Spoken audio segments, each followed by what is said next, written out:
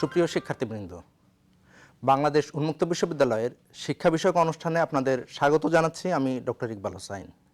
কেমন আছেন সবাই?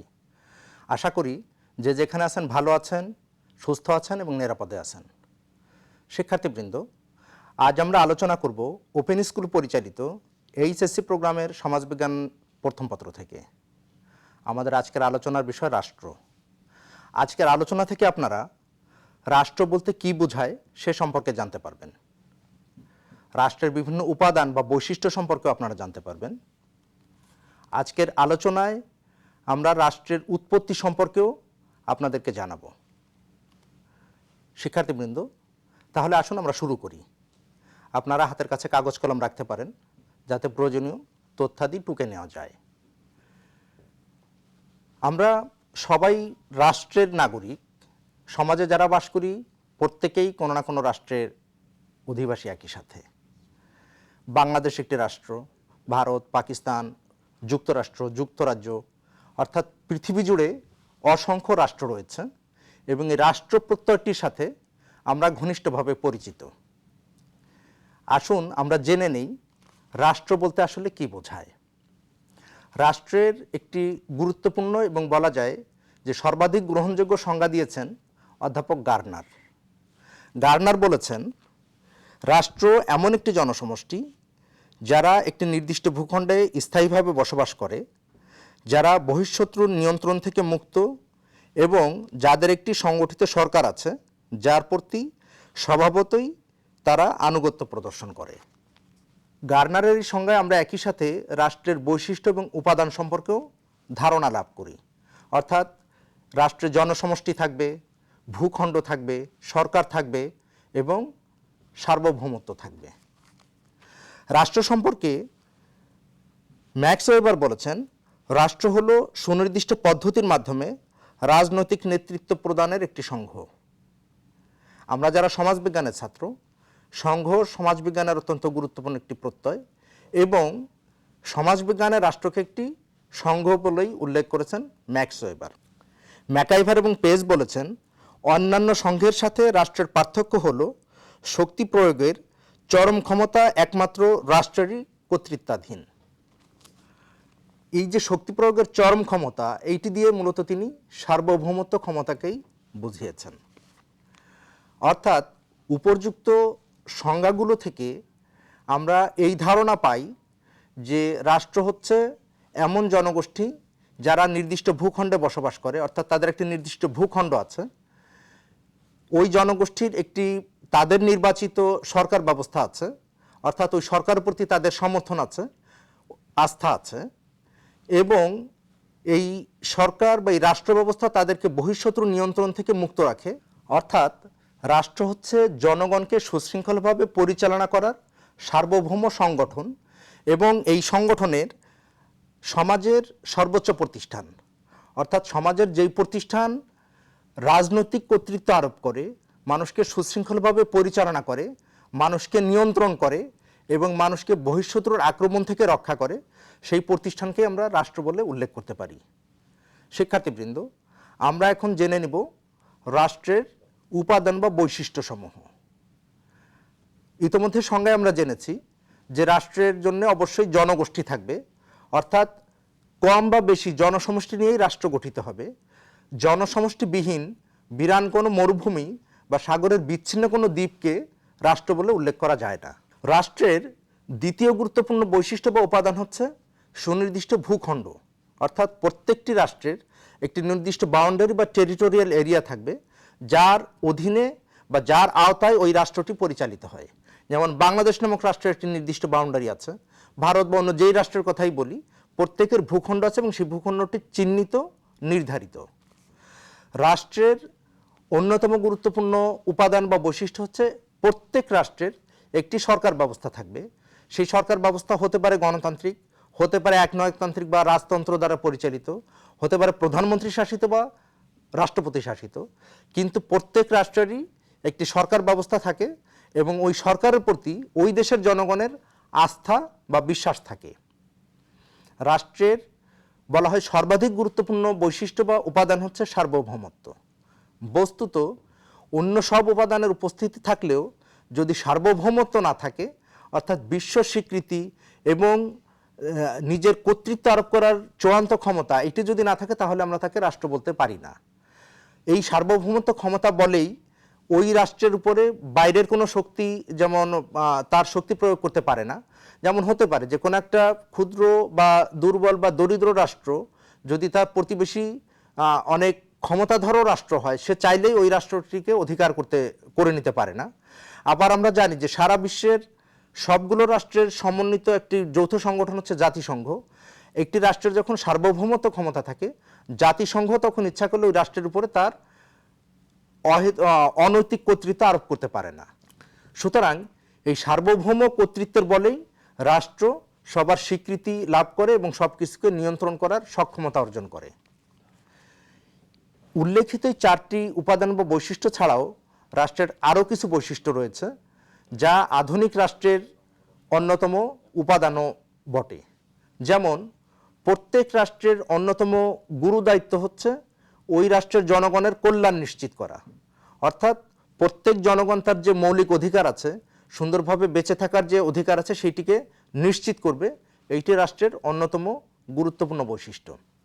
রাষ্ট্র তার জনগণকে কেবল আভ্যন্তরীণ নিরাপত্তা দিবে না, বাইরের শত্রু থেকেও নিরাপদ রাখবে। সেইটিও রাষ্ট্রের একটি গুরুত্বপূর্ণ কাজ, যা আমরা সার্বভৌমত্বের মাধ্যমে রাষ্ট্র নিশ্চিত করে বলে উল্লেখ করেছি। রাষ্ট্রের অন্যান্য যেই সব সামাজিক বা রাজনৈতিক প্রতিষ্ঠান আছে, কোনোটি রাষ্ট্রের উপরে কর্তৃত্ব আরোপ করতে পারবে না। অর্থাৎ রাষ্ট্রই চূড়ান্ত কর্তৃত্ব আরোপকারী প্রতিষ্ঠান, অন্য কোনো প্রতিষ্ঠানই রাষ্ট্রের চেয়ে বড় নয়। এবং সেই ক্ষেত্রে আমরা উল্লেখ করতে পারি, যেমন এর আগে আমরা জাতিসংঘের কথা বলছি, আভ্যন্তরীণ ক্ষেত্রে আমরা প্রত্যেক রাষ্ট্রের সেনাবাহিনীর কথা বলতে পারি। অন্যান্য যেসব প্রতিষ্ঠান আছে, অর্থাৎ রাষ্ট্রের মধ্যে কোনো রাষ্ট্র তৈরি হবে না, প্রত্যেক রাষ্ট্র তার নিজস্ব সক্ষমতা, নিজস্ব ক্ষমতা এবং সার্বভৌমত্ব দিয়ে অন্যের উপরে প্রভাব বিস্তার করবে। এইটি রাষ্ট্রের অন্যতম বৈশিষ্ট্য। প্রত্যেক রাষ্ট্র একটি বিবর্তন প্রক্রিয়ার মাধ্যমে আজকের এই পরিপক্ক পর্যায়ে উন্নীত হয়েছে। অর্থাৎ আজকে আমরা রাষ্ট্রকে যেইভাবে দেখি, আজ থেকে 1000 বছর আগে রাষ্ট্র সেই অবস্থায় ছিল না। প্রত্যেক রাষ্ট্র, অর্থাৎ রাষ্ট্র নামক প্রতিষ্ঠানটি, রাষ্ট্র নামক এই ধারণাটি বিবর্তন প্রক্রিয়ার মাধ্যমে আজকের এই সংগঠিত এবং প্রাতিষ্ঠানিক একটা পর্যায়ে উন্নীত হয়েছে। শিক্ষার্থীবৃন্দ, এ পর্যায়ে আমরা দেখব রাষ্ট্রের কার্যাবলী। অর্থাৎ একটি রাষ্ট্র গঠিত হচ্ছে বা একটি স্বাধীন রাষ্ট্র যখন তার কার্যক্রম শুরু করছে, কোন একটি ভূখণ্ড বা কোন একটা জনগোষ্ঠী যখন স্বাধীন রাষ্ট্র হিসেবে আত্মপ্রকাশ করছে, তখন তারা কি কি মৌলিক কার্যক্রম পরিচালনা করে থাকে সেই বিষয়ে আমরা একটু জেনে নেব। প্রথমত বলা যেতে পারে যে রাষ্ট্রের 2 ধরনের কার্যক্রম রয়েছে। একটি হচ্ছে অত্যাবশ্যকীয় কাজ, আর একটি হচ্ছে গৌণ কাজ বা ঐচ্ছিক কাজ, অর্থাৎ এসেনশিয়াল ফাংশনস, এবং আরেকটি হচ্ছে অপশনাল ফাংশনস। এসেনশিয়াল ফাংশনস হচ্ছে যে একটি স্বাধীন রাষ্ট্র হিসেবে যেই কাজগুলো ওই রাষ্ট্রের জন্য অপরিহার্য, অনিবার্য, অত্যাবশ্যকীয়, যেগুলো না করলে ওই রাষ্ট্রের অস্তিত্ব হুমকির মুখে পড়তে পারে, সেইগুলো হচ্ছে ওই রাষ্ট্রের অত্যাবশ্যকীয় কাজ। যেমন রাষ্ট্রকে বাইরের শত্রু থেকে নিরাপদে রাখা, বাইরের শত্রুর আক্রমণ মোকাবেলা করা, যদি কেউ আক্রমণ করে সে আক্রমণ প্রতিহত করা, এইভাবে রাষ্ট্রের নিরাপত্তা নিশ্চিত করা রাষ্ট্রের অন্যতম অত্যাবশ্যকীয় কাজ। রাষ্ট্রের দ্বিতীয় অত্যাবশ্যকীয় কাজ বলা যায় যে রাষ্ট্রের আভ্যন্তরীণ নিরাপত্তা এবং শৃঙ্খলা বজায় রাখা। অর্থাৎ রাষ্ট্রের যারা জনগণ আছে, সব পর্যায়ের জনগণকে নিরাপদে রাখা, জনগণের মধ্যে বিশৃঙ্খলা যাতে সৃষ্টি না হয়, নৈরাজ্য যাতে তৈরি না হয়, আইন শৃঙ্খলা পরিস্থিতির এত বেশি অবনতি না হয় যে মানুষ নিরাপদ বোধ করছে না, এই অবস্থা থেকে জনগণকে নিরাপদে রাখা, মুক্ত রাখা, এটি রাষ্ট্রের অন্যতম অত্যাবশ্যকীয় কাজ। এরপরে রয়েছে যে জনগণের অধিকার নিশ্চিত করা। অর্থাৎ মানুষ হিসেবে বা একটা রাষ্ট্রের নাগরিক হিসেবে তিনি যে পর্যায়েরই হন, ওই নাগরিকের সব ধরনের অধিকার নিশ্চিত করতে হবে। অর্থাৎ রাষ্ট্রের কেউ না খেয়ে মারা যাবে না, রাষ্ট্রের কেউ বিনা চিকিৎসায় মারা যাবে না, রাষ্ট্রের কেউ বস্ত্রহীন থাকবে না। এই বিষয়গুলো, অর্থাৎ জনকল্যাণ নিশ্চিত করা, এইটি রাষ্ট্রের অন্যতম অত্যাবশ্যকীয় কাজ হিসেবে পরিগণিত। এরপরে আমরা দেখতে পাই যে রাষ্ট্রের কিছু ঐচ্ছিক কাজ রয়েছে, যেগুলো রাষ্ট্র হিসেবে পরিচালনার জন্য রাষ্ট্রকে করতে হয়। তবে আধুনিক কল্যাণ রাষ্ট্রের ক্ষেত্রে যেগুলোকে আমরা ঐচ্ছিক কাজ বলছি, সেগুলো অত্যন্ত গুরুত্বপূর্ণ কাজ হিসেবে বিবেচিত। যেমন মানবাধিকারের কথা যদি বলি, যে রাষ্ট্রকে অবশ্যই মানবাধিকারের প্রতি সম্মান দেখাতে হবে, রাষ্ট্রকে সব মানুষের খাদ্য বস্ত্র বাসস্থানের ব্যবস্থা করতে হবে, এবং রাষ্ট্রের যে কিছু সেবাধর্মী কাজ আছে সেই সেবাধর্মী কাজের মধ্যে, যেমন যদি আমরা বলি যোগাযোগ ব্যবস্থার মধ্যে সড়ক রেল যোগাযোগ ব্যবস্থা হতে পারে, আজকের যে ডাক ব্যবস্থা বা প্রযুক্তিগত ব্যবস্থা, সেই বিষয়গুলো, অর্থাৎ রাষ্ট্র এখানে ব্যবসায় নয় সেবাদানকারী প্রতিষ্ঠান হিসেবে জনকল্যাণ নিশ্চিত করবে, এই বিষয়গুলো রাষ্ট্রের অন্যতম গৌণ কাজ হিসেবে বিবেচিত হয়। আবার পাশাপাশি রাষ্ট্রের কাছে মানুষের যে দাবিগুলো তৈরি হয়, জনমত তৈরি হয়, সেটি সুশাসনের দাবি হতে পারে, সেটি পরিবেশ রক্ষার দাবি হতে পারে, সেটি মানবাধিকারের দাবি হতে পারে। এই বিষয়গুলো, অর্থাৎ জনগণ কি চায়, জনগণের এই জনমতকে গুরুত্ব দিয়ে রাষ্ট্রীয় কার্যক্রম পরিচালনা করা, এইটিও রাষ্ট্রের অন্যতম ঐচ্ছিক কাজ হিসেবে পরিগণিত। শিক্ষার্থী বন্ধুরা, আমরা এতক্ষণ রাষ্ট্রের প্রধান যে কাজগুলো রাষ্ট্র করে থাকে, অত্যাবশ্যকীয় কাজ এবং ঐচ্ছিক কাজ, সেই সম্পর্কে আলোচনা করলাম। আমরা এ পর্যায়ে রাষ্ট্রের উৎপত্তি সম্পর্কে যে বিভিন্ন মতবাদ রয়েছে সেই সম্পর্কে আলোচনা করব। রাষ্ট্রের উৎপত্তি সম্পর্কে অন্যতম একটি জনপ্রিয় মতবাদ হচ্ছে ঐশ্বরিক মতবাদ বা ডিভাইন থিওরি। এই ডিভাইন থিওরি বা ঐশ্বরিক মতবাদের যারা প্রবক্তা, তারা বলেছেন যে রাষ্ট্র ঈশ্বর তৈরি করেছেন এবং রাষ্ট্র যারা পরিচালনা করেন তারা ঈশ্বরের প্রতিনিধি, এবং সেই হিসাবে রাষ্ট্রের যারা জনগণ তারা ওই ঈশ্বরের প্রতিনিধি হিসেবে রাষ্ট্রনায়ক, অর্থাৎ রাষ্ট্রের পরিচালক, তিনি রাজা, সম্রাট, মহারাজা, মানে যেই নামেই হন না কেন, তার প্রতি আনুগত্য প্রদর্শন করা মানে ঈশ্বরের প্রতি আনুগত্য প্রদর্শন করা। রাজার আদেশের পরিপন্থী কিছু করা মানে ঈশ্বরের আদেশের পরিপন্থী কিছু করা। এই ধারণার ভিত্তিতে রাষ্ট্রের উদ্ভব বা বিকাশ, এইটিকেই ঐশ্বরিক থিওরি বলে উল্লেখ করা হয়েছে। এরপরে আরেকটি গুরুত্বপূর্ণ মতবাদ হচ্ছে শক্তি প্রয়োগমূলক মতবাদ বা ফোর্স থিওরি। শক্তি প্রয়োগের বিষয়টি আমরা আজকের সমাজে বিভিন্ন ক্ষেত্রে আমরা দেখে থাকি, যে সমাজে যিনি বয়স্ক বা বয়োজ্যেষ্ঠ ব্যক্তি বা সমাজে যিনি কোনো না কোনোভাবে কোনো ক্ষমতার অধিকারী ব্যক্তি, তিনি অন্যের উপরে কর্তৃত্ব আরোপ করেন, অর্থাৎ সবল দুর্বলের উপরে কর্তৃত্ব আরোপ করে। পরিবারের যিনি প্রধান, তিনি পরিবারের অন্যান্যদের উপরে কর্তৃত্ব আরোপ করেন। কোনো গোষ্ঠীর প্রধান ওই গোষ্ঠীকে নিয়ন্ত্রণ করেন এবং ওই গোষ্ঠীকে পরিচালনা করার ক্ষেত্রে কর্তৃত্বের আরোপ করেন। আবার একটি গোষ্ঠীর সাথে আরেকটি গোষ্ঠীর যখন যুদ্ধ বা দ্বন্দ্বমূলক সম্পর্ক তৈরি হয়, তখনও তারা কর্তৃত্ব বা নিজেদের শক্তিমত্তা প্রদর্শন করেই অন্য গোষ্ঠীকে পদানত করার চেষ্টা করে এবং তাদেরকে অধিকারে আনার চেষ্টা করে। অর্থাৎ মানুষ দৈনন্দিন জীবনে যেই যে ক্ষমতার প্রয়োগ, ক্ষমতার ব্যবহার, শক্তি প্রয়োগ করার চেষ্টা করেন, এর ভিত্তিতেই একসময় রাষ্ট্রের উদ্ভব লাভ করেছে। অর্থাৎ রাষ্ট্র হচ্ছে কর্তৃত্ব আরোপকারী প্রতিষ্ঠান, এবং এই শক্তি বা কর্তৃত্ব আরোপ করার এই প্রক্রিয়ার মধ্য দিয়েই একসময় রাষ্ট্রের উদ্ভব বা জন্ম হয়েছে। রাষ্ট্রের উদ্ভবের ক্ষেত্রে একটি জনপ্রিয় মতবাদ হচ্ছে সামাজিক চুক্তিমূলক মতবাদ বা সোশ্যাল কন্ট্রাক্ট থিওরি। আমরা অনেকেই হবস, লক এবং রুশোর নাম জানি, এবং এই সামাজিক চুক্তি মতবাদে এই তিন মনীষীর গুরুত্বপূর্ণ ভূমিকা রয়েছে।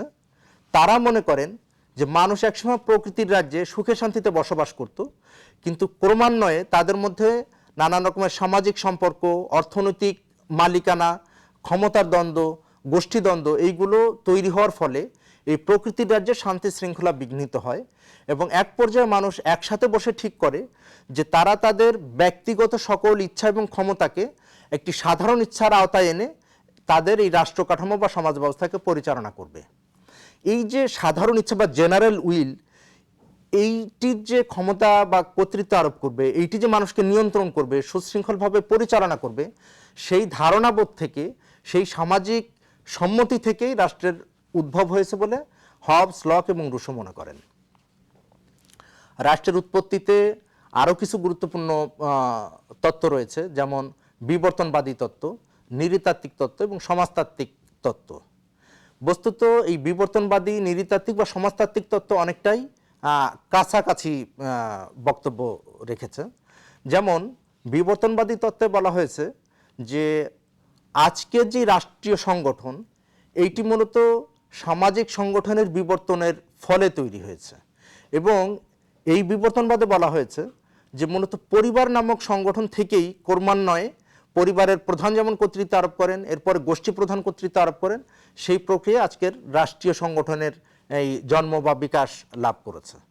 এবং এই বিবর্তনবাদে মনে করা হয় যে মানুষ যখন বন্য জীবনে যৌথবদ্ধ জীবনযাপন করত তখন তাদের মধ্যে কোনো নেতৃত্ব ছিল না, কিন্তু তারা যখন বর্বর দশায় উপনীত হয়, তাদের মধ্যে এক পর্যায়ে খাদ্য উৎপাদন ব্যবস্থা তৈরি হয়, গোষ্ঠী জীবন, বৈবাহিক জীবন এগুলো আসে, অর্থাৎ সমাজ একটি সরল অবস্থা থেকে জটিল অবস্থায় উপনীত হয়, তখন রাষ্ট্রীয় কাঠামোর বা একটা নিয়ন্ত্রণমূলক প্রতিষ্ঠানের প্রয়োজন হয়ে পড়ে। এবং মানুষ পরিবারের ধারণা থেকে, অর্থাৎ পরিবার একটা ছোট পরিসরে যেমন একজন দ্বারা পরিচালিত হয়, বাকিরা তার আদেশ নিষেধ বা নির্দেশনা মেনে চলে, এই ধারণা থেকেই ক্রমান্বয়ে তারা এই একটা নিয়ন্ত্রণমূলক প্রতিষ্ঠান হিসেবে রাষ্ট্রের উদ্ভবে গুরুত্বপূর্ণ ভূমিকা রাখে। নৃতাত্ত্বিক মতবাদে বলা হয়েছে যে এখানে রাষ্ট্র মূলত একটা ডিসেন্ট্রালাইজড বা অসংগঠিত বা কেন্দ্রবিহীন অবস্থা থেকে ক্রমান্বয়ে একটা কেন্দ্রীয় ব্যবস্থায় রূপান্তরিত হয়েছে। অর্থাৎ মানুষের সমাজে যে কর্তৃত্ব আরোপের বিষয়টি রয়েছে, নেতৃত্বের যে বিষয়টি রয়েছে, এখানে ক্রমান্বয়ে ছোট ছোট সংগঠন বা বিকেন্দ্রীভূত সংগঠন থেকে একটা কেন্দ্রভিত্তিক সংগঠনে রূপান্তর লাভ করে এবং তার ভিত্তিতে এই রাষ্ট্র নামক প্রতিষ্ঠানের উদ্ভব এবং বিকাশ ঘটেছে। রাষ্ট্রের উৎপত্তি সম্পর্কে আমরা যেমন সমাজতাত্ত্বিক, বিবর্তনবাদী বা নৃতাত্ত্বিক মতবাদের কথা বলছিলাম, এখানে সমাজতাত্ত্বিক মতবাদে হারবার্ট স্পেন্সার তার প্রিন্সিপালস অফ সোশিওলজি গ্রন্থে যেমন 3 ধরনের সমাজের কথা বলেছেন, যার মাধ্যমে বিবর্তন প্রক্রিয়ায় রাষ্ট্র আজকের এই অবস্থায় উপনীত হয়েছে। যেমন প্রথমে তিনি বলেছেন উপজাতীয় সমাজ ব্যবস্থার কথা বা ট্রাইবাল সোসাইটি। এখানে খুব মানে জনসমষ্টি ছিল কম এবং একটা কেন্দ্রবিহীন অবস্থা এখানে বিদ্যমান ছিল, এবং পর্যায়ক্রমে এখান থেকে ব্যান্ড সোসাইটি বা ব্যান্ড অর্গানাইজেশন নামে এক ধরনের কর্তৃত্ব আরোপ করার মতো সামাজিক প্রতিষ্ঠানের জন্ম হয়। এরপরে আসে সামরিক যুগ বা মিলিটারি এজ।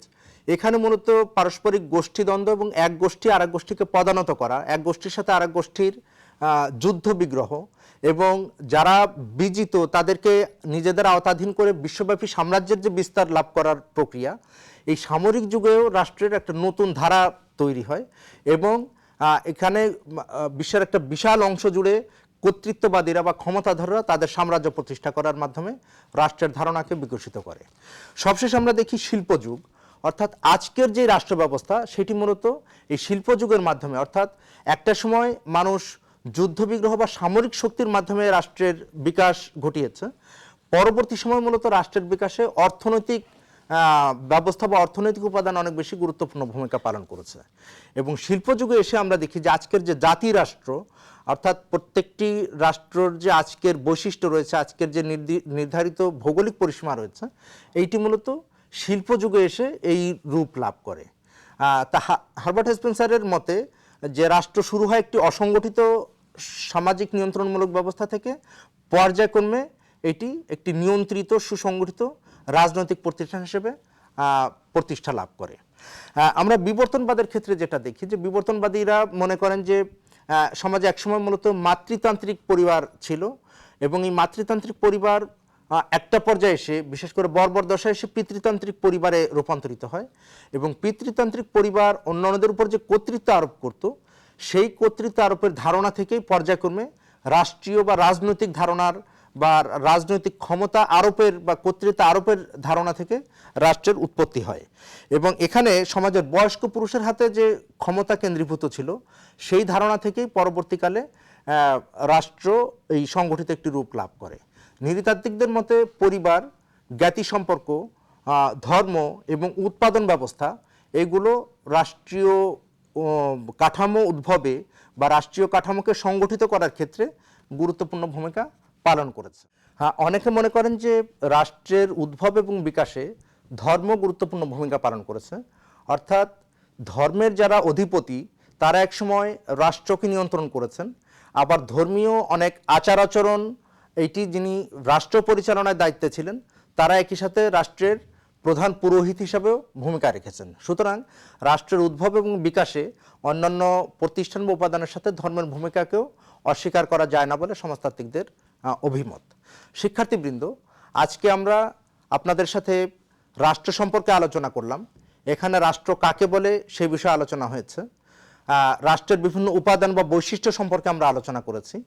রাষ্ট্রের কার্যাবলী অর্থাৎ রাষ্ট্রীয় পরিসীমায় রাষ্ট্রের দায়িত্ব যেই কাজগুলো করা থাকে সেই বিষয়ে আমরা আলোচনা করেছি এবং সবশেষে রাষ্ট্রের উৎপত্তি সম্পর্কে বিভিন্ন মতবাদের বিষয়ে আমরা আলোচনা করেছি। এর মধ্যে ঐশ্বরিক মতবাদ, শক্তি প্রয়োগমূলক মতবাদ, সামাজিক চুক্তি মতবাদ, সমাজতাত্ত্বিক মতবাদ এবং বিবর্তনমূলক মতবাদ সম্পর্কে আলোচনা করা হয়েছে। আমাদের এই আলোচনা আপনাদের এই বিষয়ের ধারণা লাভে এবং পরীক্ষার প্রস্তুতিতে সহায়তা করবে বলে আমরা বিশ্বাস করি। এই বিষয়ে আমাদের যে বই রয়েছে অর্থাৎ সমাজবিজ্ঞান প্রথম পত্র, সেখানেও আপনারা বিস্তারিত আলোচনা পাবেন। আপনারা আপনাদের স্টাডি সেন্টারের টিউটরের সাথে যোগাযোগ করতে পারেন। আপনারা আমাদের সাথেও যোগাযোগ করতে পারেন। আমাদের সাথে যোগাযোগের ঠিকানা ডিন, ওপেন স্কুল, বাংলাদেশ উন্মুক্ত বিশ্ববিদ্যালয়, গাজীপুর ১৭০৫। শিক্ষার্থীবৃন্দ, আজ আর আমাদের হাতে খুব বেশি সময় নেই, আমরা এই অনুষ্ঠানের শেষ প্রান্তে চলে আসছি। আপনাদের আগামী অনুষ্ঠান দেখার আমন্ত্রণ জানিয়ে সবার সুস্বাস্থ্য, কল্যাণ এবং সাফল্য কামনা করে আজ এখানেই শেষ করছি।